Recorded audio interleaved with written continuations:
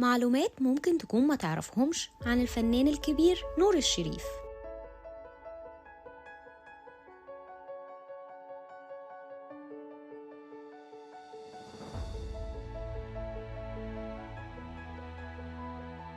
النهاردة هنتكلم عن الفنان الكبير والقدير نور الشريف رحمة الله عليه، وهنعرفك معلومات ممكن تكون لحد دلوقتي ما تعرفهاش عنه. أول معلومة وهي إن اسمه الحقيقي محمد جابر محمد عبد الله، وإن نور الشريف ده هو اسمه اللي اتشهر بيه في الوسط، وبسبب كده غيره بشكل رسمي. وإن هو ما كانش ممثل بس، ده كمان كان مخرج ومنتج، ليه مجموعة كبيرة من الأفلام والمسلسلات. الفنان نور الشريف كان من مواليد منطقة السيدة زينب، وهي من المناطق القديمة في القاهرة اللي معروف أهلها بالجدعنة والأصول. اتولد سنة 1946، وهو من مواليد شهر إبريل يوم 28.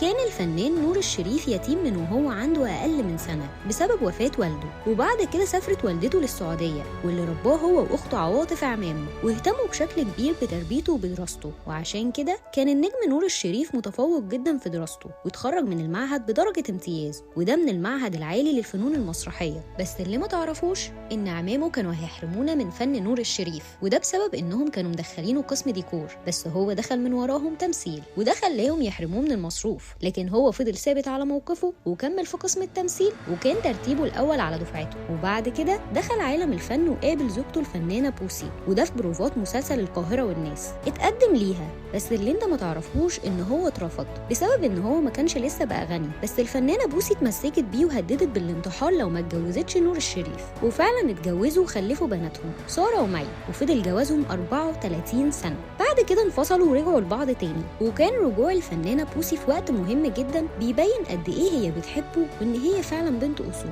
بسبب ان الوقت ده كان الفنان مصاب بالسرطان الرئوي، وفضل يصارع مع المرض كتير جدا لحد ما توفاه الله. وكان مشوار الفنان نور الشريف مليان بالاعمال المميزة اللي سابت علامة في الفن، ومن اشهر الاعمال دي العطار والسبع بنات، لن اعيش في جلباب ابي، الرحاية، حضرة المتهم ابي، وعمر ابن عبد العزيز، وغير اعمال تانية كتير. وغير كمان انه كان بيلقب بصياد الجوائز، وده بسبب الجوائز الكتير اللي خدها في حياته. وغير ان في 7 افلام ليه في قائمة افضل 100 فيلم في تاريخ السينما المصرية. مسيرة عظيمة لرجل عظيم اتعلم منه اجيال كتير، وفي ذكرى وفاته بنسألكم الدعاء ليه. هنا نكون خلصنا. لو انت كمان عندك معلومات تاني عنه تقدر تكتبها في الكومنتات.